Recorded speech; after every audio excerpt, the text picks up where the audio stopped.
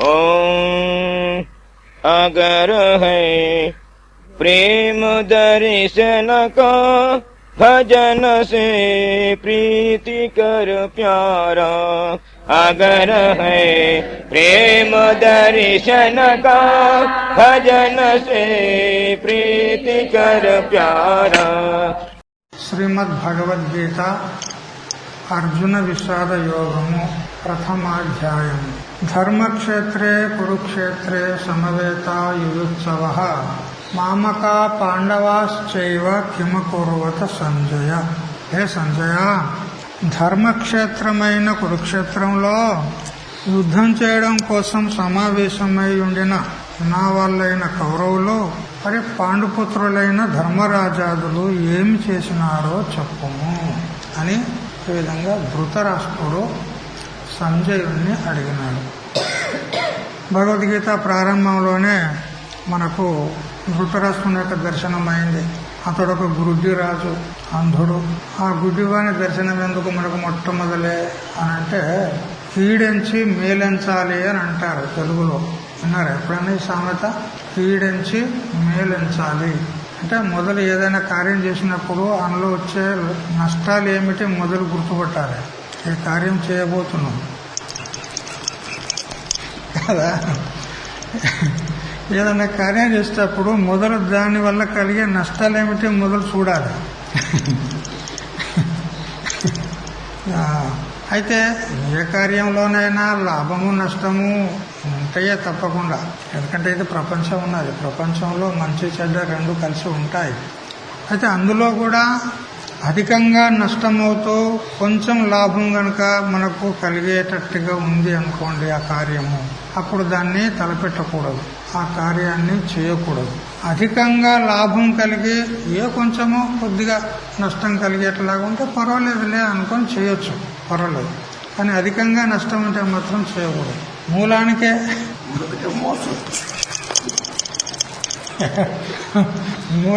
మోక్షం కలిగేట్లా ఉంటే ఇంక చేయొద్దు కదా.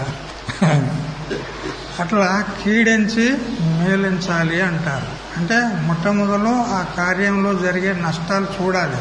ఎక్కువగా నష్టాలు వస్తున్నాయా, దీనివల్ల ఏదో కొద్దిపాటి నష్టాలు వస్తున్నాయి, అధికంగా లాభం ఉందంటే సరే ఆ విధంగానే చేయొచ్చు. కానీ నష్టాలు అధికంగా ఉంటే మాత్రం చేయొద్దు. ఇది బ్యాడ్ బిగినింగ్ గుడ్ ఎండింగ్ అంటారు ఇంగ్లీష్లో కదా.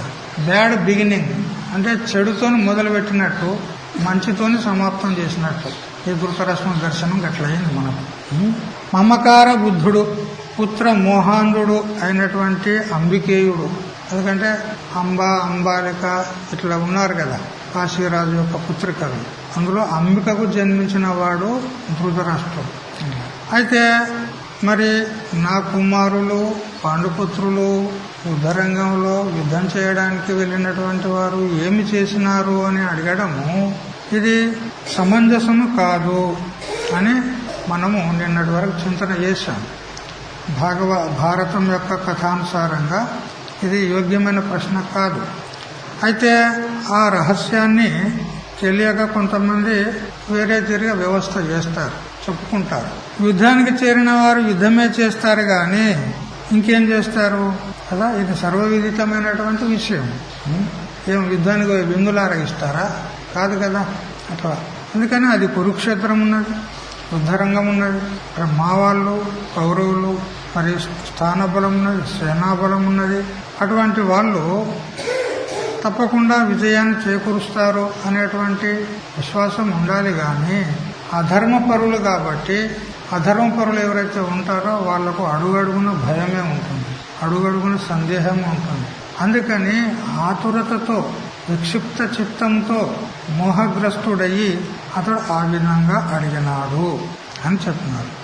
ఈ కురుక్షేత్రం అనేది అంబాలాకు దక్షిణంలో, ఢిల్లీకి ఉత్తరంలో, దాదాపుగా అమృత్సర్కు సమీపంలో ఉంటుంది. ఆ స్థానానికి శమంతక పంచకం అని కూడా మరొక పేరు ఉంది. అక్కడ దేవేంద్రుడు, అగ్ని మరియు బ్రహ్మదేవుడు వీళ్ళందరూ కూడా తపస్సు చేసినారు. మరి కురు మహారాజు కూడా అక్కడ యజ్ఞయాగాది కర్మలు పుణ్యకర్మలు చేసినాడు. మరియు ఆ కురు మహారాజు ఆ క్షేత్రాన్ని బంగారు నాగలతో దున్నినాడంట. అందుకని దానికి కురుక్షేత్రం అని పేరు వచ్చింది. దేవేంద్రుడు కురు మహారాజుకు వరమిచ్చినాడు. ఏమనంటే ఈ క్షేత్రంలో ఎవరైనా గాని జపము, తపము, యజ్ఞయాగాది పుణ్యకర్మలు చేసినట్లయితే వాళ్లకు తప్పకుండా స్వర్గం ప్రాప్తమవుతుంది అని ఈ విధంగా వరం కూడా ఇచ్చినాడు. ధర్మక్షేత్రం కాబట్టి అందులో ప్రవేశించినటువంటి వాళ్ళు కించిత్ పాపాత్ములే అయినా కూడా ఆ స్థల ప్రభావం చేత వాళ్ళ బుద్ధి మారుతుంది అని చెప్పింది ఉన్నది. స్థల ప్రభావం చేత. ఎందుకంటే కొంతమంది మహాత్ములు తపస్సు చేసుకున్నటువంటి కొన్ని పుణ్యభూములు ఉన్నాయి కదా, అటువంటి భూముల్లోకి వెళితే పరస్పరము జన్మతో వైరం ఉన్నటువంటి మృగాలు కూడా ఆ స్నేహంతో ఉంటాయని చెప్పింది. అదే మతంగ మహర్షి యొక్క ఆశ్రమంలో ఆ విధంగా ఉంటుండేనంట. రామాయణంలో వస్తుంది. మతంగ మహర్షి ఆశ్రమంలో సింహాలు, పులులు, జింకలు అన్ని కూడా కలిసిమెలిసి ఉండేదంట. మా ఆశ్రమంలో కూడా పాము, ఉడత, పావురము ఇవన్నీ ఒకరితో కూడా మంచిగా కలిసి ఆడుకుంటాయి. పాము పడగ విప్పి ఆడుతూ ఉంటే ఇవి దాని చుట్టూ ఎగురుతూ ఉంటాయి. మా ఆశ్రమం ఇక్కడి నుంచి ఇంత ఉంటుంది అంతే. అంతనే అంతా 120 అడుగులు చిన్నది. ఇప్పుడు మనం కూర్చున్న కాడ నుంచి ఈ గేట్ దగ్గర అంతే. పాముకి లే మాతోనే ఆడుకుంటారు. పాము కూడా తీసుకొద్దామా? రావాలి ఇట్లా ఆ పాములతో మేము కూడా ఆడుకుంటాం. ఆ పాముని తీసి ఇట్లా తొడ మీద పెట్టుకుంటాం. అది ఉంటుంది. ఏదైనా పాలు వస్తే తాగుతుంది, పోతుంది. ఇట్లా అంటే మహాత్ములు తపస్సు చేసినటువంటి క్షేత్రం ఏదైతే ఉంటుందో అది చాలా పవిత్రమైనది ఉంటుంది. జన్మతః వైరము కలిగినటువంటి పశుపక్షాదులు కూడా స్నేహంగా కలిసిమెలిసి ఉంటాయి. అయితే ఇక్కడ ధర్మక్షేత్రం, కురుక్షేత్రం అని చెప్పుకున్నాం కదా. మరి ధర్మక్షేత్రం అయినప్పుడు ఇప్పుడు కౌరవులు ఆ క్షేత్రంలో ప్రవేశించారు కదా యుద్ధం చేయడానికి. మరి ఆ స్థాన బలం చేత కౌరవుల యొక్క బుద్ధి మారవచ్చునేమో అని ఈ ధృతరాష్ట్రునికి ఒక ఆశంక కలిగింది. అంటే యుద్ధానికైతే వెళ్ళారు, మరి యుద్ధం చేయకుండా పోనీ వాళ్ళ రాజ్యం వాళ్ళకి ఇచ్చేస్తాము అని బుద్ధి మారిందేమో. ఎందుకంటే స్థల ప్రభావం, స్థలం ఏమిటి? అది ధర్మక్షేత్రం ఉన్నది. మరి ఆ ధర్మక్షేత్రంలో పోయిన తర్వాత నా కుమారుల యొక్క బుద్ధి మారవచ్చు. మరి వాళ్ళ అర్ధరాజ్యం వాళ్ళకి ఇచ్చేస్తాము అని ఒకవేళ అన్నారేమో అని ఈ ధృతరాష్ట్రునికి ఒక సందేశం కలిగిందన్నమాట. లేదా ధర్మరాజుకే ఒకవేళ బుద్ధి మారి పోన్లే మాకు రాజ్యమే వద్దు, ఈ హింసాకాండ ఎందుకు, ఇప్పుడు 18 అక్షోణ్యుల సైన్యం అంత చచ్చిపోతారు కదా, ఏదో మాకు రాజ్యం కావాలని మేము ఒకవేళ లోభం చేత యుద్ధం చేస్తే ఎంతమంది చస్తారు, ఇంత హింసాకాండ ఎందుకు, పోనీలే మాకు రాజ్యం వద్దు ఏమొద్దని ఒకవేళ ధర్మరాజే బుద్ధి మార్చుకొని మా కుమారులకే రాజ్యాన్ని అప్పగించి తాను పూర్వంలాగా అడవుల్లోకి వెళ్ళిపోవచ్చు కదా. ఎందుకంటే క్షేత్ర మహిమ అట్లా ఉంటుంది, బుద్ధి మారేందుకు అవకాశం ఉంది అని ఈ అనుమానం చేత ఆ విధంగా ప్రశ్న చేసినాడు అని కొంతమంది ఈ విధంగా కల్పన చేస్తారు. సరే, ఈయనకైనా ప్రకారైనా అడిగినాడు మొత్తం మీద. హిమకురువత సంజయ అని ఈ విధంగా అడిగినాడు. ఇది మొదటి శ్లోకం. అయితే ఆధ్యాత్మిక దృష్టితో కనుక విచారించినట్లయితే ధృతరాష్ట్రుడు తామసిక అహంకారము, దుర్యోధనాదులు రాజసిక అహంకారము, మరియు పాండవులు సాత్విక అహంకారం. అయితే తామసిక రాజసిక వృత్తుల చేత వ్యవహారం చేస్తున్నప్పుడు అనేక దుఃఖాలే ఎదురవుతాయి. ఎందుకంటే అక్కడ వివేకం ఉండదు. వివేకం లేక పనులు చేస్తున్నప్పుడు అవి విపరీత ఫలితాన్ని ఇస్తాయి, దుఃఖాన్ని ఇస్తాయి. ఈ దుఃఖాలను అనుభవించి అనుభవించి అనుభవించి చివరికి వివేకం జాగృతి అయ్యి వాళ్ళు ఈ వివేకి అయినటువంటి సంజయుని లాంటి వివేక బుద్ధిశాలి ఎవరైతే ఉంటారో వాళ్ళను అడగవచ్చు, ఏమిటి ఈ ప్రపంచం అంతా, ఏం జరుగుతుంది, ఇందులో సత్యం ఏముంది, ఎక్కడ చూసినా దుఃఖాలే దుఃఖాలు కదా. ఆ బ్రహ్మభూణ లోక పునరావర్తన అర్జున అని చెప్పిన ప్రకారంగా సకల లోకాలన్నీ కూడా దుఃఖభూయిష్టమైనటువంటి దుఃఖ మిశ్రితమైనటువంటి భోగాలు కలవే కదా అని విరక్తుడయ్యి వివేకాన్ని ఆశ్రయించవచ్చు. కాబట్టి ఆధ్యాత్మిక దృష్టి చేత కిమకుర్వత అనేటువంటి ప్రశ్న ఉన్నదో ఇది యోగ్యమే ఉంది. అయితే వివేకైన వాడు ఎలా ఉండాలి? సంజయుని గురించి చెప్పుకున్నాం మనం. ఇంద్రియాలను నిగ్రహిస్తేనే గాని జ్ఞానాన్ని పొందగలుగుతాడు. ఏ విధంగా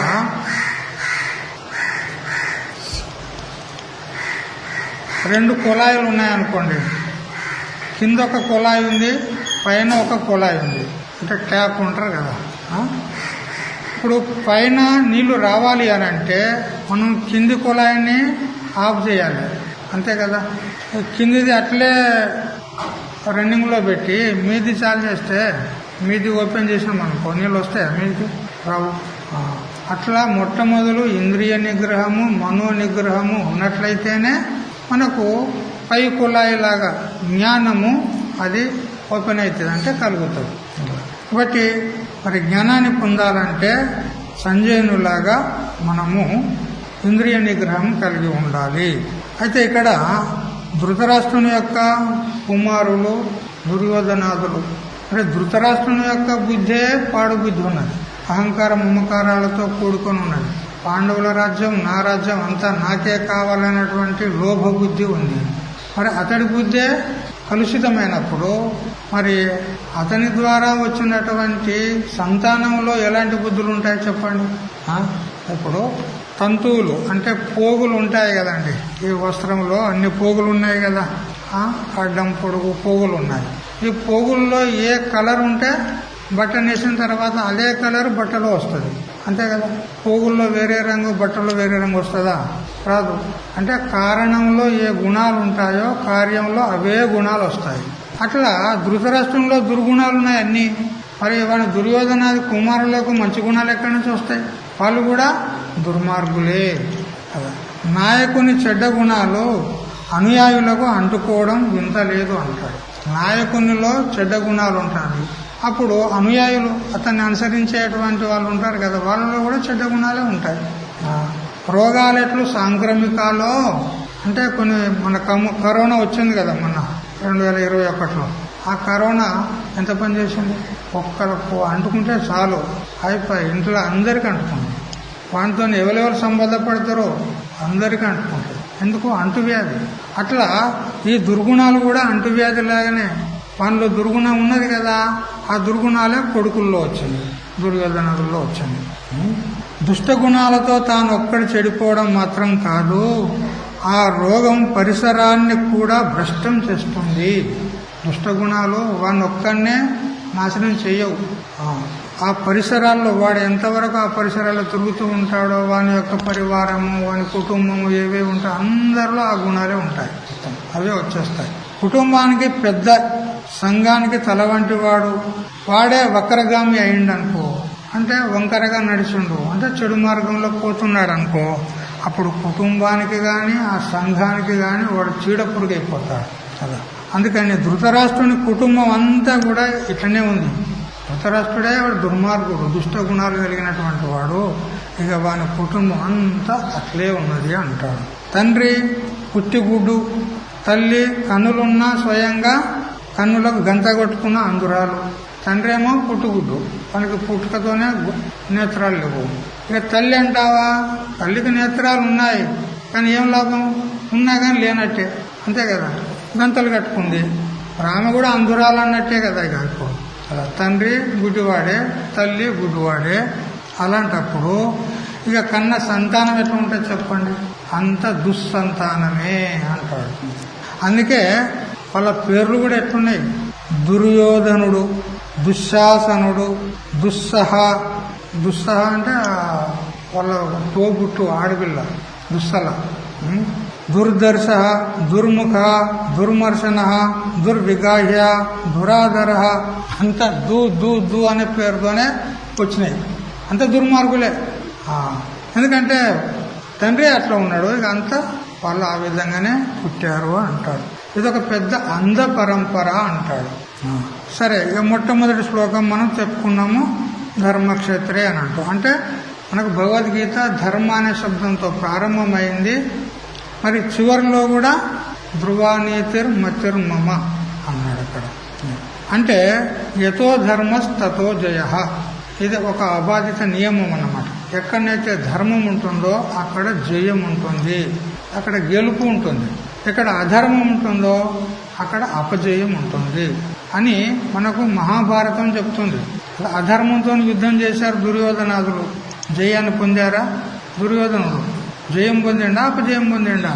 అపజయం పొందినాడు, ఓడిపోయినాడు. మొత్తం 100కి 100 మంది చచ్చిపోయినారు కదా. ఎందుకు? అధర్మాన్ని వాళ్ళు ఆశ్రయించినారు, అధర్మ పక్షాన్ని చేరి వాళ్ళు యుద్ధం చేశారు. కాబట్టి వాళ్లకు జయం అనేది లేకుండా పోయింది, ఉల్టా సర్వనాశనం అయిపోయారు మొత్తం. మరి జయం ఎవరికి కలిగింది అని అంటే ధర్మపక్షంలో ఉండి ధర్మయుక్తంగా ఎవరైతే యుద్ధం చేశారో ధర్మరాజాదులు వాళ్లకు జయం కలిగింది. అందుకని ఇది ఒక సూక్తి అన్నమాట. యతో ధర్మ తతో జయ అని. ఇప్పుడు రెండో శ్లోకానికి పోదాం, చదవండి. దృష్ట్వా తు పాండవానేకం వ్యూఢం దుర్యోధనస్తథా ఆచార్యముపసంగమ్య రాజావచనమబ్రవీత్. రాజా అంటే వర్తమాన రాజు. ఎవరు? దుర్యోధనుడు. వర్తమానం. ఇంకా యుద్ధంలో ఎవరు గెలుపు ఎవరు ఓటమి అనేది ఇంకా నిర్ణయం లేదు కదా, ఇప్పుడైతే ప్రారంభం కానున్నది. అయితే ఇప్పుడు వర్తమాన రాజు ఎవరు? దుర్యోధనుడు. రాజా దుర్యోధన. ఆ దుర్యోధనుడు ఏ రాజు అయితే ఉన్నాడో అతడు తదా అప్పుడు అంటే యుద్ధ ప్రారంభ దశలో ఆ సమయంలో వ్యూహాకారంగా ఉన్నటువంటి పాండవ సైన్యాన్ని చూచి, వ్యూఢం పాండవ అనీకం. అనీకం అంటే సైన్యం. ఎవరి సైన్యము? పాండవ అనీకం అంటే పాండవుల సైన్యాన్ని దృష్ట్వా చూసి అన్నాడు.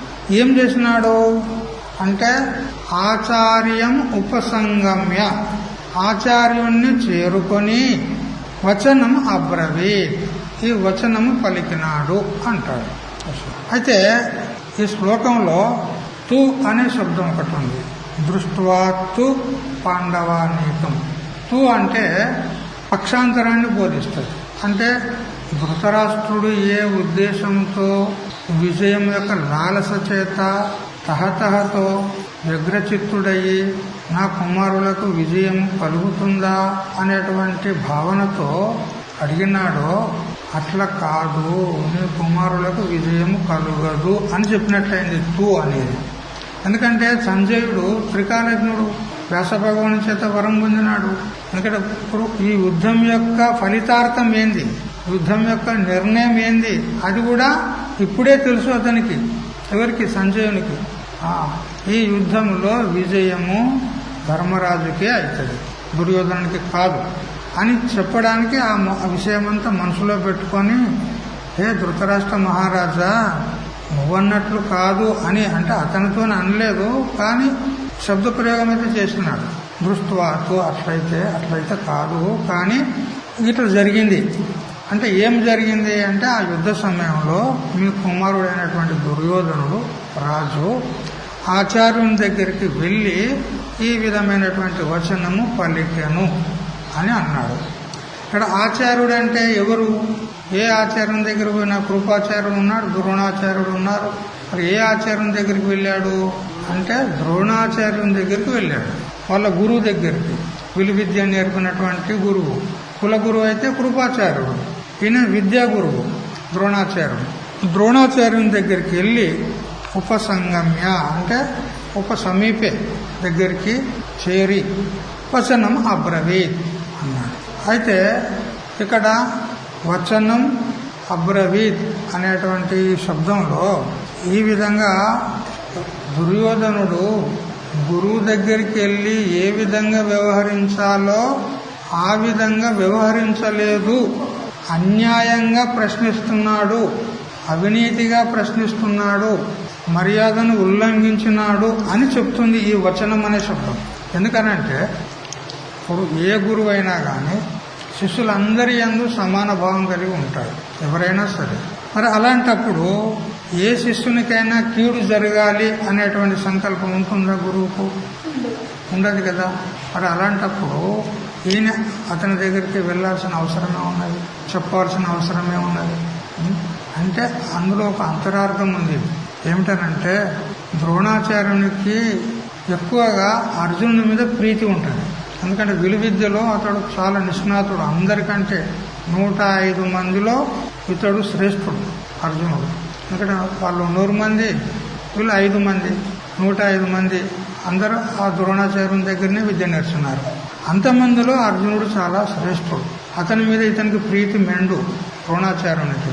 ఎందుకనంటే అర్జునుడు రాత్రుల్లో కూడా, చీకటి పూట కూడా శస్త్రాభ్యాసం చేసేదంట. అంటే విద్య యందు అంత ఆసక్తి అతనికి, విలువిద్యలో. అట్లా అభ్యాసం చేసిన వాడి మీద ప్రీతి ఉండదేమో.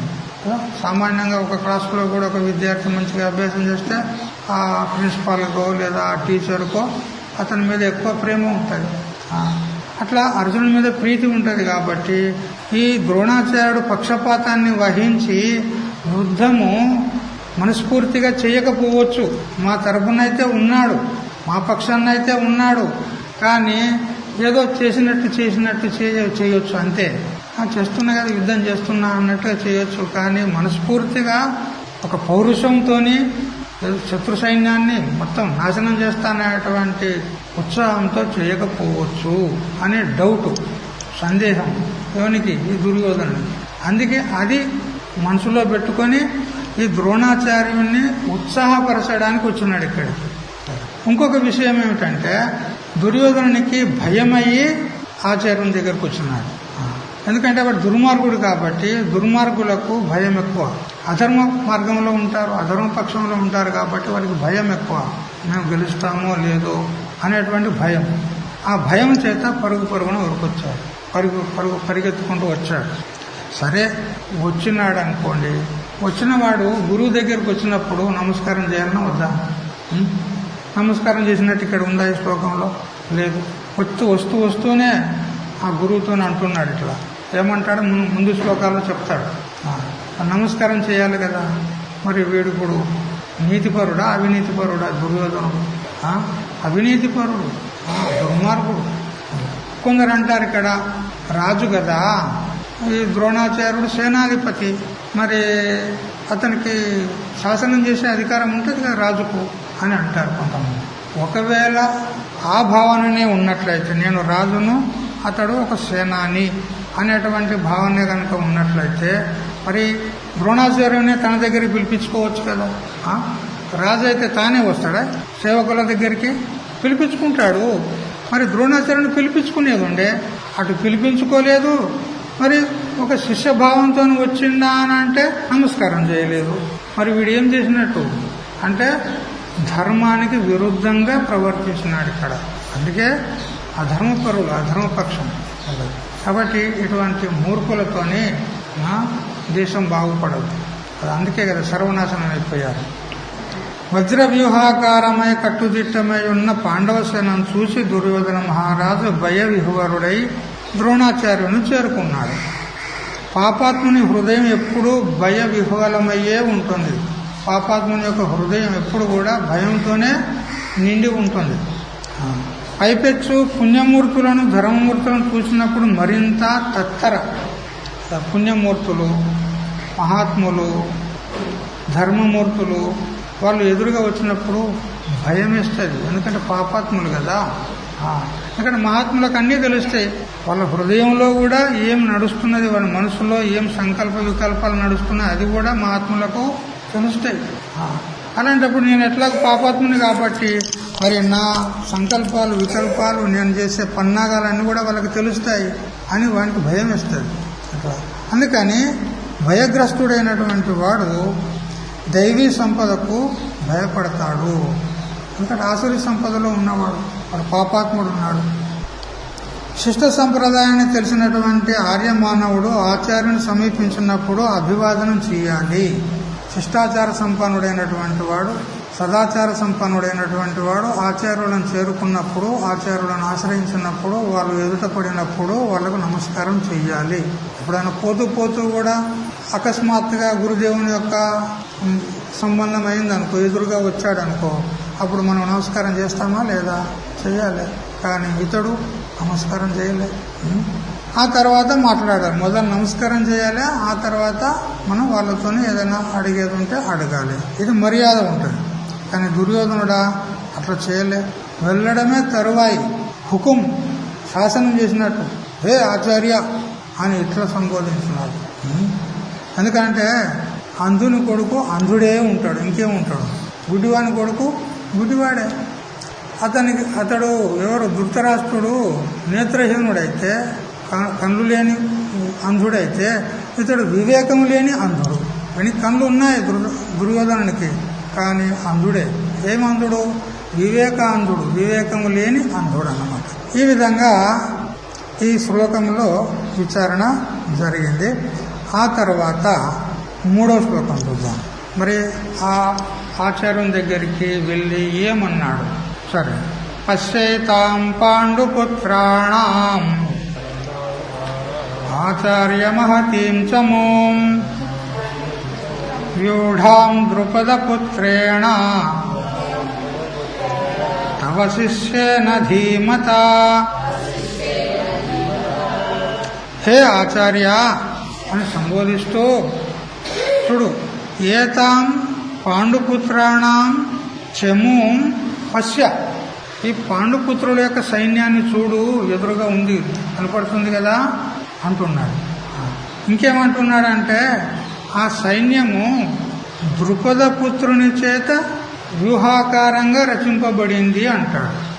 బుద్ధిమంతుడు, ధీమత అంటే బుద్ధిమంతుడైనటువంటి ద్రుపదపుత్రుని చేత వ్యూహాకారంగా రచింపబడినటువంటి పాండవుల యొక్క సైన్యాన్ని చూడు అన్నాడు. ఈ శబ్దాలు ఎందుకు ప్రయోగం చేశాడు ఇక్కడ? ధీమత అన్నాడు అంటే బుద్ధిమంతుడైనటువంటి దుష్టద్యుమ్నుని చేత. ద్రుపదపుత్రుడు ఎవరు? ద్రుపద మహారాజు యొక్క కుమారుడు దుష్టద్యుమ్నుడు. అయితే పేరు తీసుకుంటలేడు, దుష్టద్యుమ్నుడు అనే పేరు తీసుకుంటలేడు, ద్రుపదపుత్రేణ అంటున్నాడు. అంటే వాళ్ళ తండ్రిని గుర్తు చేస్తున్నాడు.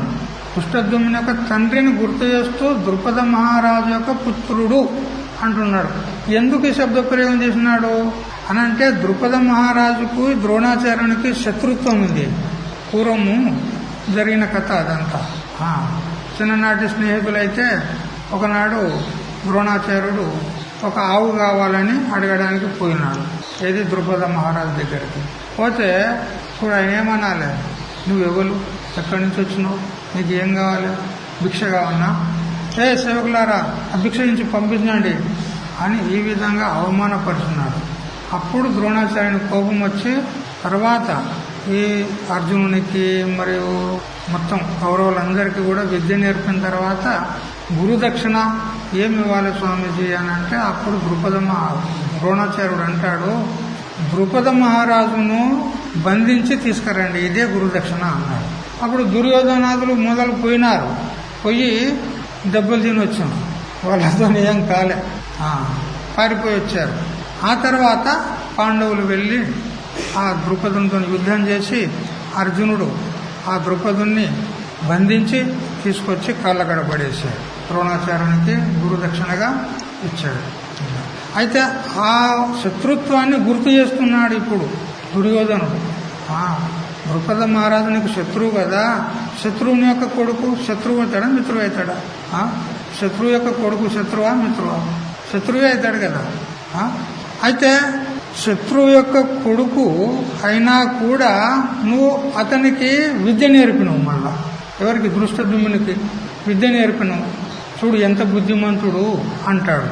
ధీమత అంటే బుద్ధిమంతుడు అయినటువంటి ఆ దుష్టద్యుమ్నుని చేత రచింపబడింది ఈ శత్రు సైన్యము. ఏది? పాండవ సైన్యం. అంటే నీవు నేర్పిన విద్యతోనే నిన్నే చంపడానికి వ్యూహాన్ని రచించినాడు ఇక్కడ అని అతన్ని ఒక రకంగా రేకెత్తిస్తున్నాడు ద్రోణాచార్యుని దుర్యోధనుడు. అంటే పౌరుషం రావాలి, అట్లా వాడిని చంపే తీరుతా అని ఇట్లా పౌరుషం రావాలి అని ఆ ద్రోణాచార్యునికి పౌరుషం వచ్చేలాగా ఉత్సాహం కలిగేలాగా అతడు మాట్లాడుతున్నాడు. అంటే గోప్యంగా ఆ మనసులో పెట్టుకొని ఈ గోప్యమైన రహస్య శబ్దాలను, కూట శబ్దాలను వాడుతూ ఉన్నాడు దుర్యోధనుడు. తర్వాత వాస్తవంగా ఈ విధంగా మాట్లాడడం అనేది దుర్యోధనునికి శోభించదు. ఎందుకంటే గురువు ఉన్నాడు, పూజ్యుడు ఉన్నాడు, ఆదరణీయుడు ఉన్నాడు. ఈ విధంగా రేకెత్తించినట్టుగా పోటు మాటలు మాట్లాడము ఇది ఉచితం కాదు. అయితే ఇక్కడ ఆచార్యుడు ఎవరు? ద్రోణాచార్యుడు కదా. అతడు వాస్తవంగా దుర్యోధను యొక్క పక్షంలో ఉండడానికి ఇష్టం లేని వాడే. దుర్యోధన పక్షంలో ఉండేది ఇష్టం లేదు. అయినా గాని గత్యంతరం లేక దుర్యోధన పక్షాన్ని వహించినాడు. ఎందుకు అంటే ఎప్పుడైతే ఆ ద్రుపద మహారాజు అతనికి ఆవును దానంగా ఇవ్వలేదో అప్పుడు అశ్వత్థామ అనేటువంటి కుమారునికి పాలు కావాలనేటువంటి ఒక అపేక్ష ఉండే కదా. మరి నా కుమారుడు చిన్నపిల్లవాడు, వానికి పాలు కావాలి, మరి నా కుటుంబ పోషణ కూడా కావాలి, ఇప్పుడు నేను ఎక్కడ వెళ్ళాలి అని అప్పుడు దుర్యోధనునికి వచ్చి పంచజేరినాడు. ఇప్పుడు దుర్యోధనాలు అతనికి అన్ని వ్యవస్థలు చేసినారు. మరి ఇప్పుడు ఇంత కనుక దుర్యోధనాదుల యొక్క ఉప్పు పప్పు తిన్న తర్వాత ఇప్పుడు ఎవరి పక్షంలో ఉండి యుద్ధం చేయాలి? దుర్యోధన పక్షంలోనూ ఉండాలి. ఎందుకంటే వారి ఉప్పు పప్పు తిన్నాడు. ఇట్లా గత్యంతరం లేక, విధి లేక వాళ్ళ పక్షంలో ఉండి యుద్ధం చేస్తున్నాడు. కానీ వాస్తవంగా అతనికి తెలుసు వీళ్ళు అధర్మ పరులు, అవినీతి పరులు, దుష్టమైనటువంటి వారు అని అంతా తెలుసు వాళ్ళ చరిత్ర అంతా. అయినా కానీ గత్యంతరం లేక ఆ పక్షాన్ని వహించి యుద్ధం చేస్తున్నాడు. మరి ఇటువంటి గురుదేవుడు నా పక్షంలో యుద్ధం చేయడానికి సిద్ధంగా ఉన్నాడు కదా. మరి అటువంటి గురుదేవుని నేను ఒక పోటు మాటలతో మాట్లాడవచ్చా అనేటువంటి వివేకం దుర్యోధనుకు ఉందా? లేదు. ఇదే అన్నమాట ఆ దుర్యోధనలో ఉన్నటువంటి దుర్గుణం. అన్ని విపరీత గుణాలే మొత్తం. అట్లా తర్వాత ముందుకు వెళ్ళిపోదాము. సరే, ఇప్పుడు ఏమంటున్నాడు దుర్యోధనుడు? ముందు శ్లోకాల ద్వారా చెప్తున్నాడు. శ్లోకాలు చదవండి. 4, 5, 6 శ్లోకాల దగ్గర. అత్ర శూరా మహేశ్వాస భీమార్జున సమాయుధి యుయుధానో విరాటశ్చ ద్రుపదశ్చ మహారథః దృష్టకేతుశ్చేకితానః కాశీరాజశ్చ వీర్యవాన్ పురుజిత్ కుంతిభోజశ్చ శైవ్యశ్చ నరపుంగవః యుధామన్యుశ్చ విక్రాంత ఉత్తమౌజాశ్చ వీర్యవాన్ సౌభద్రో ద్రౌపదేయాశ్చ సర్వ ఏవ మహారథాః. అత్ర శూరా మహేశ్వాసాః. అత్ర అంటే ఇక్కడ, ఇక్కడ అంటే ఎక్కడ అంటే ఈ సైన్యంలో. ఎవరి సైన్యంలో? పాండవుల యొక్క సైన్యంలో. శూరాహ అంటే శూరులు, మహేశ్వాసాహ గొప్ప ధనుస్సు కలవారు. ఇసు ఆసాహ విశ్వాసాహ. ఇసు అంటే బాణం, అలా వదలబడే బాణం. ధనుస్సుకు ఎక్కుపెట్టి వదులుతారు కదా లక్ష్యాన్ని గురిపెట్టి, దానికి ఇసు అంటారు. దానికి ఆసనము అంటే దాన్ని ఎక్కడైతే మనము సంధిస్తామో అదేది ధనుస్సు అన్నమాట. అటువంటి ధనుర్బాణాలు, గొప్ప గొప్ప ధనుర్బాణాలు కలిగినటువంటి వాళ్ళు శూరులు, వీరులు. యుధి అంటే యుద్ధం నందు. భీమార్జున సమాయ. చూడు, భీముడు, అర్జునుడు మొదలైనటువంటి బలవంతులతో సమానమైనటువంటి వీరులు ఇంకెంతో మంది ఉన్నారు అని చెప్తున్నాడు. ఈ భీమ అర్జునుల యొక్క పేరు ఎందుకు తీసుకున్నాడు ఇక్కడ దుర్యోధనుడు అంటే ముఖ్యంగా వాని దృష్టి అంతా వీళ్ళిద్దరి మీదనే ఉంది. మొత్తం యుద్ధం అంతా వీళ్ళిద్దరి మీదనే ఆధారపడి ఉంది. భీముడు అంటే చిన్నప్పటి నుంచి గిట్టదు ఎవరికి? దుర్యోధనునికి. ఎన్నోసార్లు అతను చంపడానికి ప్రయత్నం చేసినాడు. చిన్నప్పుడు చిన్నపిల్లవాళ్ళుగా ఉన్నప్పుడే ఒకసారి విషం ఇచ్చి అతడు స్పృహ తప్పి పడిపోతే ఆ గంగా నదిలో పడేశాడు. అప్పుడు అతడు పాతాళలోకానికి పోయి నాగలోకానికి పోతే అప్పుడు అక్కడ నాగరాజు అతని విషయాన్ని అంతా దించి మళ్ళీ తిరిగి హస్తినాపురానికి పంపించాడు. అంటే భీముడు అంటే ఎప్పుడూ అతనికి గిట్టడు, మహాశత్రువు అన్నమాట.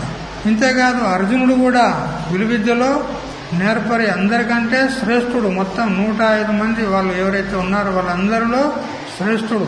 కాబట్టి అతడు ఏమైనా చేసి విజయాన్ని పొందేటువంటి ప్రయత్నంలో ఉంటాడు. కాబట్టి అతడు కూడా ఇతని దృష్టిలో ఉన్నాడు, దుర్యోధన దృష్టిలో. అప్పుడు వీరి ఇద్దరు లేకపోతే యుద్ధమే లేదు. భీముణ్ణి అర్జునుడిని కనుక చంపేశామనుకో యుద్ధమే సమాప్తం అయిపోతుంది. అందుకని వారిద్దరి పేర్లు కావాలని తీసుకున్నాడు. ఎందుకంటే వాళ్ళిద్దరంటే భయం వీళ్ళకి. ఇంతేకాదు వాళ్ళిద్దరి వల్ల ఇంకా అనేక మంది వీరులు శూరులు ఉన్నారు అని చెప్తున్నాడు. ఎవరెవరు? యుయుధాన అంటే సాత్యకి, అర్జునుని యొక్క స్నేహితుడు. అర్జును కృష్ణుని యొక్క స్నేహితుడు సాత్యకి, అర్జునునికి శిష్యుడు. విరాట, విరాట్ రాజు, మత్స్య దేశానికి రాజు అయినటువంటి విరాట్. మరియు ద్రుపద మహారాజు ఉన్నాడు. దృష్టకేతు, కాశీరాజు, మరియు పరాక్రమవంతుడైనటువంటి పురుజిత్తు, మరి కుంతిభోజుడు. కుంతిభోజుడు అంటే కుంతీదేవి యొక్క అనుజుడు, తోబుట్టు అన్నమాట. నరులలో శ్రేష్ఠుడైనటువంటి శైభ్యుడు. మరి విక్రాంత అంటే పరాక్రమం గల యుధామన్యుడున్నాడు.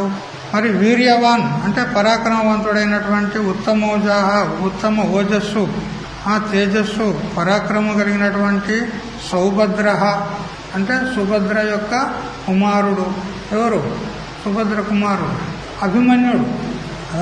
మరియు ద్రౌపదేయ అంటే ద్రౌపది యొక్క పుత్రులు 5 మంది. ద్రౌపది యొక్క పుత్రులు 5 మంది. సుభద్ర యొక్క కుమారుడు అభిమన్యుడు. ఇంకా మిగతా వీరులందరూ కూడా అక్కడ ఉన్నారు అని ఆ ఎదుటి వారి యొక్క సైన్యంలో ఉన్న యోధుల యొక్క పేర్లు తీసుకున్నాడు. వాస్తవంగా విచారం చేస్తే 7 అక్షౌహిణుల సైన్యం పాండవులదైతే 11 అక్షౌహిణుల సైన్యము దుర్యోధనుడిది. మరి ఎక్కువ సైన్యం ఉన్నప్పుడు వానికి ధైర్యం ఉండాలి కదా, విశ్వాసం ఉండాలి కదా. నా సైన్యమే గొప్పగా ఉన్నది, నేనే గెలుస్తాను విశ్వాసం ఉండాలి కదా. భయం, పాపాత్ముడు కాబట్టి హృదయంలో ఎప్పటికీ భయం ఉంటుంది. అంత సైన్యం ఉండగా కూడా ఎదుటివాని సైన్యం చూపెడుతున్నాడు. అబో చూడు సామాన్యులు కాదు అంటున్నాడు. అంటే భయం చేత అంటున్నాడు అన్నమాట. ఇట్లా ఇక్కడ నేను మొన్న చెప్పాను, ఈ అర్జున విషాద యోగం ఏదైతే ఉందో ఇందులో అధికారి నిరూపణ చేయబడింది అని చెప్పినాను. ఆ అధికారి లక్షణాలు ఇక్కడ చెప్పినట్లయింది ఇప్పుడు ఈ శ్లోకంలో. చూడండి, శూరాహ అనంటే ఇక్కడ శూరత్వం అనేటువంటి ఏ బలం ఉన్నదో ఇది ముముక్షుత్వానికి చిహ్నము. మొదలు వివేకము, వైరాగ్యము, షట్సంపత్తి, ముముక్షుత్వం. అధికారికి ఉండవలసినటువంటి లక్షణాలు 4. మొదటిది వివేకము, రెండవది వైరాగ్యము, మూడవది షట్సంపత్తి, 4వది ముముక్షుత్వం. ఆ ముముక్షుత్వం అంటే ఏమిటి అంటే మోక్షము కావాలనేటువంటి ఒక గుణం. ముముక్షుత్వం అంటే ఒక అంతఃకరణలో కలిగేటువంటి ఒక భావ విశేషం ముముక్షుత్వం. ప్రతి వారికి మోక్షం కావాలి అనేటువంటి ఇచ్చ ఉంటుందా? ఉండదా? ఉండదేమో. మీకు లేదేమో కదా. మీకు మోక్షం కావాలని లేదా? మరి మోక్షం కావాలని ఇచ్చ ఉంటే నిద్ర ఎందుకు పోతారు మీరు కదా? కళ్ళు తెరిచి చెవులు మాకు అప్పగించి మంచిగా వినాలి. అయితే కళ్ళు ఇటే చూస్తున్నాయి, చెవులు ఇటే చూస్తున్నాయి, కానీ మనసు మాత్రం ఇంకెక్కడికి పోతుంది. మరి మనసు కూడా దీంతో పాటు ఇటే రావాలి. ఎక్కడైనా పంపించకండి మనమరాల మీద, మనమని మీద. ఇట్లా అంటే ప్రతి ప్రాణికి కూడా, కేవలం మనుషులకే కాదండి, దేవతలకు, రాక్షసులకు, పశు, పక్షి, క్రిమి, కీటకం, ఏ ప్రాణికైనా కానీ మోక్షం కావాలి. మోక్షం అంటే ఏమిటి? విడుదల. దానికి సరి అయిన తెలుగు శబ్దం విడుదల. విడువబడ్డాడు అని మనం శబ్ద ప్రయోగం చేసినామనుకో, ఈ విడుదల అనే శబ్దము ఇంకో శబ్దాన్ని అపేక్ష చేస్తుంది. ఎందుకు? వాడు మొదలు బద్ధుడై ఉంటే వాడు విడువబడ్డాడు అని చెప్పడానికి ఆస్కారం ఉంది. అంతే కదా. ఒక ఆయన దొంగతనం చేసిండని చెట్టు కట్టేశారు పంచాయతీ వారు. ఆ తర్వాత ఏదో వాళ్ళందరూ తీర్మానం చేసినారు. ఇక వానికి ఏదో కొద్దిగా జరిమానా విధించినారు. ఆ తర్వాత వదిలిపెట్టారు. అంటే ఇప్పుడు విడుదలైనట్టే కదా. ఈ విడుదలైందానంటే మొదలు ఎట్లుండేవాడు? బందీలో ఉండే, కట్టబడి ఉండే కదా, బంధంలో ఉండే. అందుకని విడుదల అనే శబ్దము బంధమును అపేక్షిస్తుంది. అట్లా మరి ప్రతివాడు కూడా మోక్షం కావాలి, మోక్షం కావాలి, నాకు విడుదల కావాలి, విడుదల కావాలంటే మరి ఎందుకు కోరుతున్నాడు వీడు అంటే వీడు బద్ధుడై ఉన్నాడు కాబట్టి మోక్షాన్ని కోరుతున్నాడు. కానీ బద్ధులమై ఉన్నట్టు కూడా తోచుట లేదు లోకానికి. బంధంలోనే ఉన్నారు కానీ నేను బద్ధుని ఉన్నానని అనిపిస్తలేదు. దుఃఖంలోనే ఉన్నాడు, సంసారంలోనే మునుగుతున్నాడు, తేలుతున్నాడు, మునుగుతున్నాడు, తేలుతున్నాడు, ఊపిరి ఆడడంలే. దుఃఖం వెనక దుఃఖం, దుఃఖం వెనక దుఃఖం వస్తున్నాయా లేదా అంటారు కొంతమంది. అబ్బో ఊపిరి ఆడతలేదు అయ్యా, ఎన్ని దుఃఖాలు అయ్యయ్యో అంటాడు కదా. అన్ని దుఃఖాలు అనుభవిస్తూ ఉండి కూడా ఇది దుఃఖం అని అనిపిస్తలేదు మనకి. ఇంకా ఉల్టా క్షణికమైనటువంటి సుఖాల యందు ఆసక్తిని చూపెడుతున్నాడు. ఎంత విచిత్రం చూడండి. ఒక గాడిద ఉండే, జనరేటర్ అది లేదా, కన్వర్టర్ లేదా, కనబడుతుంది. వినబడేది కావాలి మనకంటే.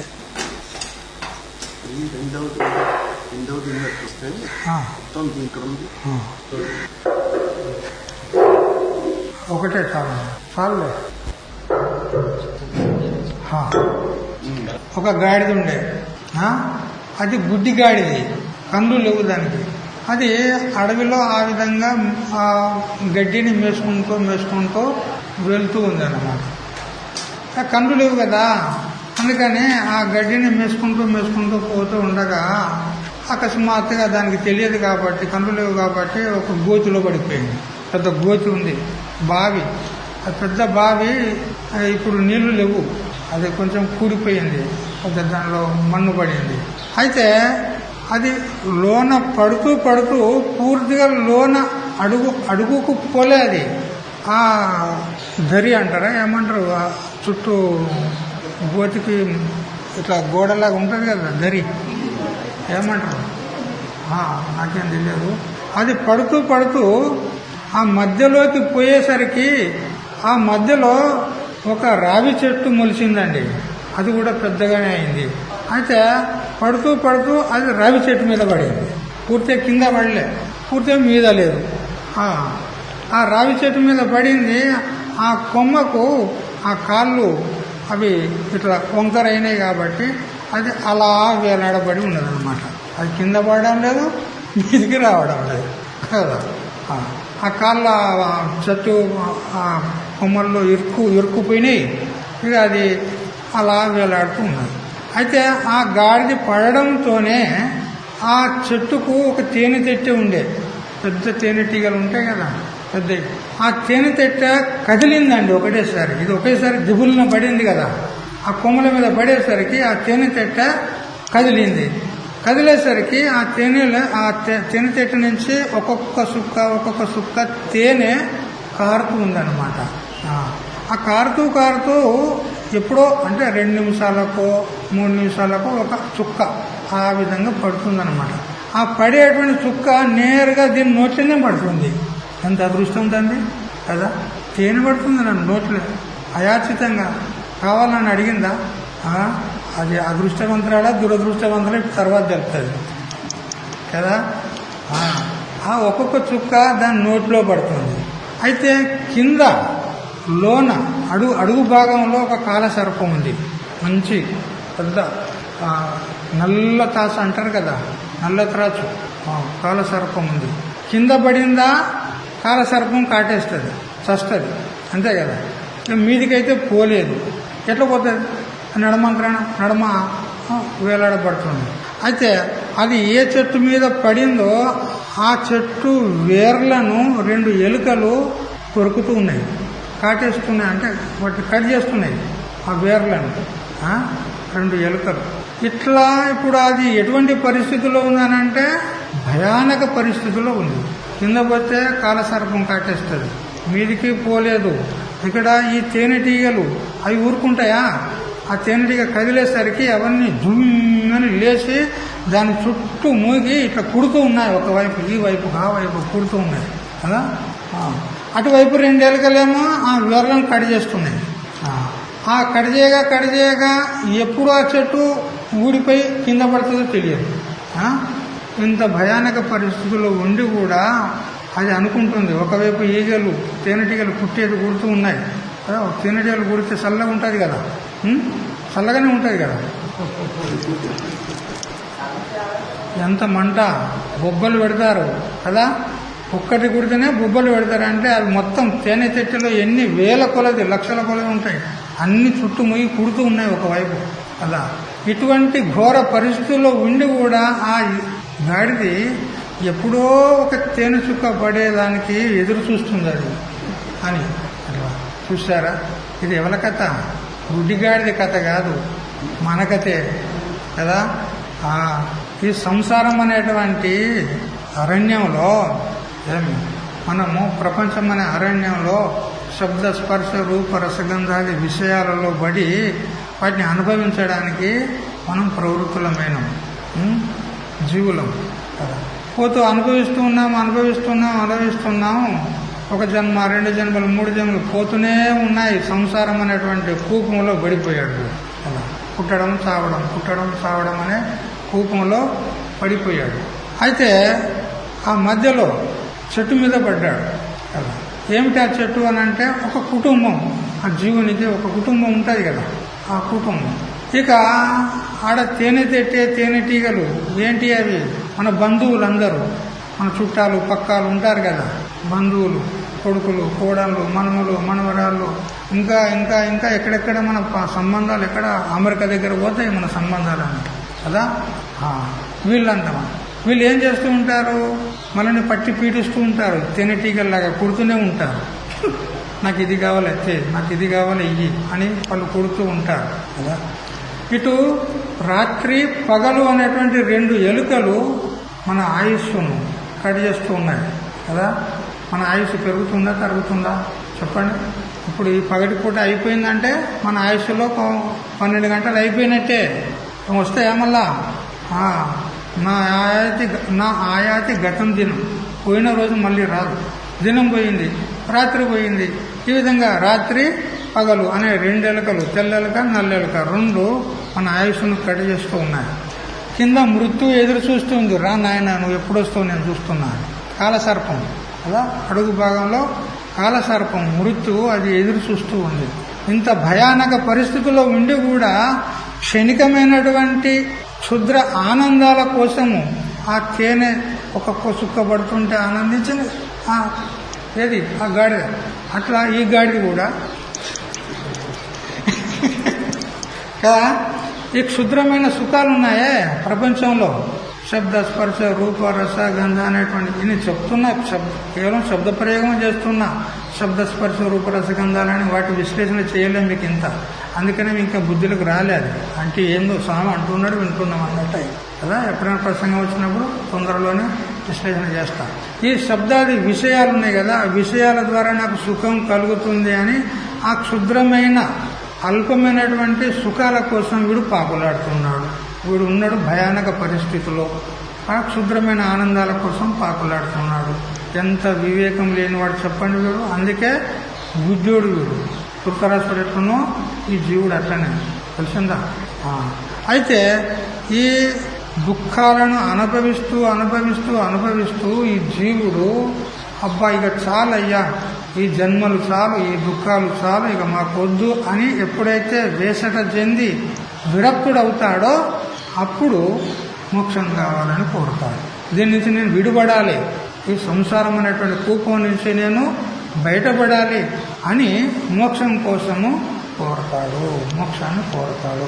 మోక్షం అంటే విడుదల, ఈ భయానకమైన జన్మవరణ రూప సంసారం నుంచి బయటపడాలి, ముక్తుణ్ణి కావాలి, మోక్షం పొందాలి అని కోరుతూ ఉంటాడనమాట. ఆ ముముక్షుత్వం అంటారు. అంటే నేను ముక్తుణ్ణి కావాలి అనే ఇచ్చ ఏదైతే ఉందో దానికి ముముక్షుత్వం అంటారు. ఆ ముముక్షుత్వము అధికారిలో ఉంటుంది. అధికారి పురుషునికి ఆ ముముక్షుత్వం అనేది ఉంటుంది. ఇది 4 లక్షణాల్లో ఒక లక్షణం. వివేకం ఒకటి, వైరాగ్యం ఒకటి, షట్ సంపత్తి ఒకటి, ముముక్షుత్వం ఒకటి. ఇది అన్నమాట. అయితే ఈ శూరత్వం అనేది ఏదైతే ఉందో ఇక్కడ శ్లోకంలో అత్ర శూరా మహేశ్వాస అన్నాడు కదా, శూరాహ అనే శబ్దం చేత ముముక్షుత్వము అక్కడ సంబోధించినట్లయింది. ఇక మహేశ్వాసాహ అన్నాడు ఇక్కడ బాణాలను సంధించడానికి ఏదైతే పరికరం ఉందో ధనుస్సు, అటువంటి ధనుస్సులు కలిగిన వాళ్ళు ఎంతో మంది ఉన్నారు, చాలా గొప్ప గొప్ప ధనుస్సులు ఉన్నాయి అన్నారు. ఇక్కడ ధనుస్సు అనే శబ్దం చేత ఏం తెలుసుకోవాలి? ఓంకారం, ప్రణవం అని తెలుసుకోవాలి కదా. ఓంకారం ఎట్లుంటుంది? ధనుసులోనే ఉంటుంది కదా. ఓంకారం, ప్రణవం. అయితే మనం ఈ సంసారం నుంచి ముక్తులం కావాలి అని అంటే ఓంకారాన్ని ఆశ్రయించాలి. ఓంకార జపం చేయాలి, ప్రణవ జపం చేయాలి. ప్రణవ జపం చేసినట్లయితే మనకు నేరుగా అది పరబ్రహ్మ దగ్గరికి తీసుకెళ్తాయి. ప్రణవో ధను శరో హ్యాత్మ బ్రహ్మ తల్లక్ష్యం ఉచ్యతే అని అంటూ ముండకోపనిషత్తు చెప్తుంది కదా. ప్రణవో ధను శరో హ్యాత్మ బ్రహ్మ తల్లక్ష్యం ఉచ్యతే. ఆ బాణం ఏదైతే ఉందో అది ఆత్మ. ఆ ఆత్మకు లక్ష్యం ఏది? బ్రహ్మం.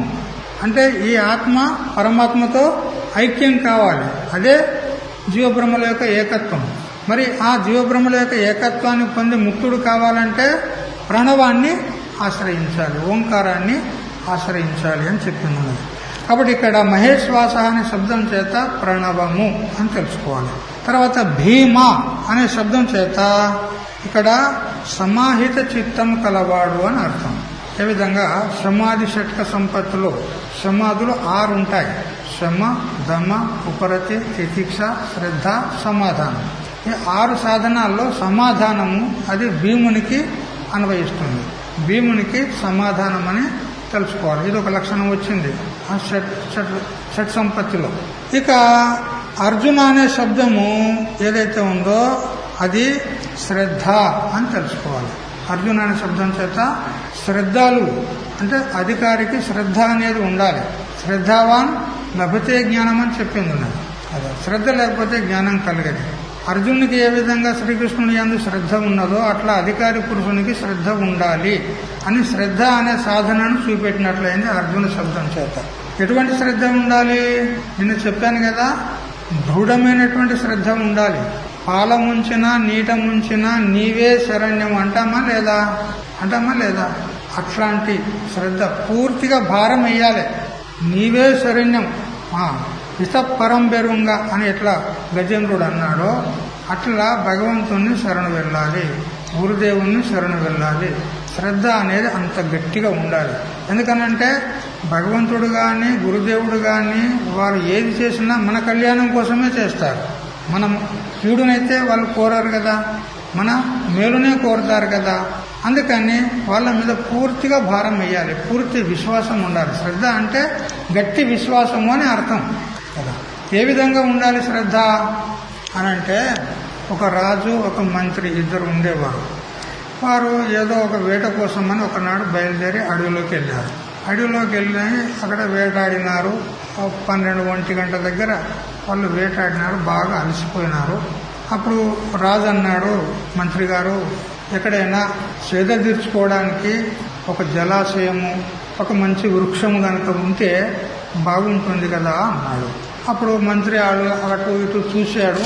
అల్లంత దూరాన పెద్ద వృక్షం ఉంది, ఒక మర్రి వృక్షం. ఆ రాజుగారు అక్కడ పెద్ద మర్రి వృక్షం ఉంది, మనం సేద తీర్చుకోవడానికి మంచి నీడ ఉంటుంది అని అన్నాడు. అయితే పద అని ఇద్దరు కలిసి ఆ చెట్టు కిందికి వెళ్ళారు. ఇక నీళ్ళు అయితే లేవు, అటు ఇటు చూశారు కానీ జలాశయం ఎక్కడ దొరకలే. కలిసిపోయి ఉన్నారు కాబట్టి ఆ చెట్టు కిందికి పోయిండ్రు, కాసేపు కూర్చున్నారు. కూర్చోగానే ఆ రాజుకు నిద్ర వచ్చింది. మీకు నిద్ర వచ్చినట్టు ఇట్లా ఆయన రాజుకు నిద్ర వచ్చింది, పడుకున్నాడు. ఇక మంత్రి గారు నిద్రపోలే, అలర్ట్గా ఉన్నాడు, జాగృతిగా ఉన్నాడు. ఎందుకంటే మంత్రి రాజుకు బాడీగార్డ్ కదా, ఏదైనా అపాయం రాకుండా అతడు ఉండాలి. అయితే ఇంతలో ఆ చెట్టు పైన 2 పక్షులు ముచ్చటించుకుంటున్నాయి. ఏమనంటే ఆ సమీపంలో ఒక గ్రామం ఉంది. ఆ గ్రామస్తులకు నీళ్ల కరువు ఉంది, నీళ్లు లేవు, త్రాగడానికి కూడా నీళ్లు లేవు. అయితే ఆ గ్రామస్తులందరూ కలిసి ఉమ్మడిగా పెద్ద బావి తవ్వించారు. అందరు కలిసి తవ్వారు. మొత్తం పిల్ల జల్ల వృద్ధులు అందరు కలిసి ఇక్కడ నీళ్లు కావాలి మనందరికీ, ఊరు ప్రజలందరికీ అందరు కలిసి పెద్ద బావి త్రవ్వారు. అయినా కానీ ఏం ఫలితం లేకుండా అయిపోయింది. నీళ్లు రాలేదు. ఎంతో లోతు తవ్వినా కానీ నీళ్లు రాలేదు. వాళ్ళు ఆశ జాలించుకొని ఊరుకున్నారు. ఆ సంగతి ఆ పక్షులు ముచ్చటించుకుంటున్నాయి. అయ్యో పాపము, ఊరు ప్రజలందరూ కలిసి ఎంతో కష్టపడి ఆ బావిని తవ్వారు కదా, కానీ నీళ్లు పడకపోయాయి కదా అందులో, అయ్యయ్యో అని ఒక పక్షి అంది. మరొక పక్షి అంది, నీళ్లు పడతాయి కానీ దానికి ఉపాయం చాలా కఠినము అంటుంది. అయ్యో ఏదో ఆ ఉపాయం చెప్పు కదా అని మళ్ళీ మొదటి పక్షి అందనమాట. అంటే ఏం లేదు, ఈ రాజ్యానికి రాజు ఎవరైతే ఉంటారు కదా వాళ్ళ తల నరికి ఆ రాజుగారి యొక్క తల నరికి రక్తాన్ని ఈ బావిలో చిమ్మించినట్లయితే నీళ్లు వచ్చేస్తాయండి. అయ్యో, రాజుని ప్రజలందరినీ కాపాడే రాజునే చంపుకుంటారా ప్రజలు? చంపుకోరు కదా. అయ్యో పాపం, ప్రజల యొక్క దురదృష్టమేమో అని అనుకుంటుంది. అప్పుడు ఆ ఉపాయం చెప్పినటువంటి పక్షి మళ్ళీ అంటది, విచారించనక్కర్లేదు, ఒక మూలిక ఉంది మన అరణ్యంలో, ఆ మూలికను తెచ్చి మళ్ళీ మొండాన్ని తలను ఒక దగ్గర చేర్చి అంటించినట్లయితే మళ్ళీ జీవితుడైతాడు, మళ్ళీ లేస్తాడు అని ఆ రెండు పక్షులు ముచ్చటించుకుంటున్నాయి. ఇదంతా మంత్రి వింటున్నాడు కింద ఉండి. ఈ రెండు పక్షుల యొక్క సంభాషణ మంత్రి వింటున్నాడు. ఓహో, అయితే రాజు యొక్క రక్తం చిమ్మించిన నీళ్ళు వస్తాయి. మళ్ళీ ఉపాయం కూడా ఉంది కదా, ఆ మూలిక తెచ్చి రెండింటిని మండాన్ని తలను ఒక దగ్గర పెట్టి అతికిస్తుంది. ఓ, ఉపాయం బాగుంది అనుకున్నాడు. వెంటనే ఖడ్గం తీసినాడు తన ఒరలో నుంచి. ఖడ్గం తీసి రాజు యొక్క వక్షస్థలం పైన కూర్చున్నాడు. వక్షస్థలం మీద ఒక మనిషి కూర్చుంటే నిద్రపోతాడా, వాళ్ళు లేస్తాడా? చెప్పు, మెలకు వస్తుందా లేదా? మెలకు వస్తుందా లేదా? మెలకు వచ్చింది రాజుకు. కళ్ళు తెరిచి చూశాడు. ఆ మంత్రి వక్షస్థలం మీద కూర్చొని ఉన్నాడు. ఎట్లా ఉన్నాడు? కత్తి చేతిలో పట్టుకొని చంపడానికి సిద్ధంగా అట్లా ఉన్నాడు. అది వీడు చంపుతాడు కదా, నన్ను ఎందుకు కూర్చున్నాడు అని భయపడలే అతడు రాజు. మళ్ళా నెమ్మదిగా కళ్ళు మూసుకున్నాడు. ఏమనలేదు, నెమ్మదిగా కళ్ళు మూసుకున్నాడు. అలా నిద్రపోయినట్టుగానే నటిస్తున్నాడు. వెంటనే మంత్రి రాజు యొక్క తల నరికేశాడు. ఒక ఆకు తీసుకున్నాడు, గొప్ప మోతుకాకులు ఉంటాయి కదా అడవిలో, ఆ మోతుకాకు తీసుకున్నాడు. ఆ రాజు యొక్క రక్తం తీసుకున్నాడు. ఆ బావి దగ్గరికి వెళ్ళాడు. ఆ బావిలో విరజిమ్మాడు. ఎప్పుడైతే ఆ రక్తాన్ని విరజిమ్మాడో వెంటనే పెద్ద జల ప్రవాహం అందులో నుంచి వచ్చేసి బావి మొత్తం నిండుకొని బయట భూమి మీద నుంచి పారుతుంది, నది పారినట్టుగా. ఆహా, చాలా సంతోషం అనుకున్నాడు. మళ్ళీ తిరిగి వచ్చాడు. ఆ వనంలో ఏ మూలిక పేరైతే చెప్పిందో ఆ పక్షి, ఆ మూలిక వెతికాడు. అక్కడెక్కడ వెతికి ఆ మూలికను దొరికించుకున్నాడు. ఆ మూలిక తీసుకొచ్చాడు. మరియు రాజు యొక్క మొండాన్ని తలను ఒక దగ్గర చేర్చాడు. ఆ మూలికను ఆ విధంగా స్పర్శించేసరికి రాజు లేచి కూర్చున్నాడు. రాజు లేచిన తర్వాత మంత్రి అడుగుతాడు, రాజా, నేను నీ వక్షస్థలం మీద కూర్చున్నప్పుడు నువ్వు కళ్ళు తెరిచావు కదా, నన్ను చూసావు కదా, నేను అప్పుడు ఏ పొజిషన్లో ఉన్నా? అప్పుడు నేను ఏ పొజిషన్లో ఉన్నా? కత్తి చేతిలో పట్టుకొని నరకడానికి సిద్ధంగా ఉన్నా కదా. మరి నేను నరుకుతానని నీకు తెలుసు కదా? తెలుసు అన్నాడు. మరి తెలిసిన తర్వాత నన్ను వారించలేదు ఎందుకని? నన్ను పక్కకు తొలగించి నువ్వు కూడా కత్తి పట్టుకొని నాతో యుద్ధం ఎందుకు చేయలే? నన్ను చంపుతావా? నువ్వు మంత్రిగా ఉండి ఇంత నమ్మకస్తుడమని అనుకుంటే నన్ను చంపుతావా అని నాతో యుద్ధం ఎందుకు చేయలే నువ్వు అని అంటే, అప్పుడు రాజు అంటాడు, ఏ మంత్రి, నువ్వు ఏది చేసినా కానీ లోక కళ్యాణం కోసమే చేస్తావు అనేటువంటి దృఢ నమ్మకం నాకు ఉంది అన్నారు. అది అంటే శ్రద్ధ అంటే గట్ల ఉండాలి. గురువులు కూడా శిష్యులకు సేవలు చెప్తారు. చెప్పినప్పుడు అట్లా చేసినట్టే చేసి గురువు అక్కడ పోయే చూసి వీడు మెల్ల ఇలా వెళ్ళిపోతాడు. శ్రద్ధ అంత పెద్దగా ఉందన్నమాట గురువు మీద. అట్లాంటి శిష్యులు ఉన్నారు ఈ రోజు. కొందరు అంటారు, గురుదేవా నీ కోసం మేము ప్రాణమైనా ఇస్తామంటారు. గురుదేవా నీ కోసము ప్రాణమైనా ఇస్తామంటారు. ఇది మా ఆశ్రమంలో జరిగిన ఘటన. ఇగో ఈ స్వామీజీ, ఈయనకు కూడా శిష్యులు ఉన్నారు. అయితే ముందు శిష్యులు ఉన్నారు. ప్రసంగం ఇట్లా వచ్చింది, శ్రద్ధ అంటే ఎట్లా ఉండాలంటే ప్రాణమైనా ఇయ్యాలి అంటే మరి మీరేమంటారు చెప్పుకొని ఈ గురువు గారు ఆ శిష్యులను అడిగాడు. ఇస్తాం స్వామీజీ అన్నారు వాళ్ళు. ప్రాణమైనా ఇస్తామన్నారు. అనగానే ఈయన ఏం చేశాడు తెలుసా? ఆ పక్కకు చాకు ఉంది, కత్తి చాకు ఉంది. ఆ చాకు ఇట్లా విసిరేసాడు. తీసుకో, చాకు తీసుకో, పొడుచుకో అన్నాడు. పొడుచుకో, ప్రాణం ఇస్తా అన్నావు కదా, పొడుచుకో. చల్లగా అయినరు, ఎక్కడోడెక్కడ చల్లగా అయిపోయినరు. ఇంక చాకు తీసుకుంటాడేమి వాడికి చల్ల చెమటలు వచ్చినాయి. మొత్తం నిలువెల్లా మొత్తం బట్టలు తడిచిపోయినాయి. అంటే శ్రద్ధ అనేది చూడు, మీది మాటలకు అంటారు పైకి, కానీ నిజంగా శ్రద్ధ మీకున్నదా నేను అడుగుతా.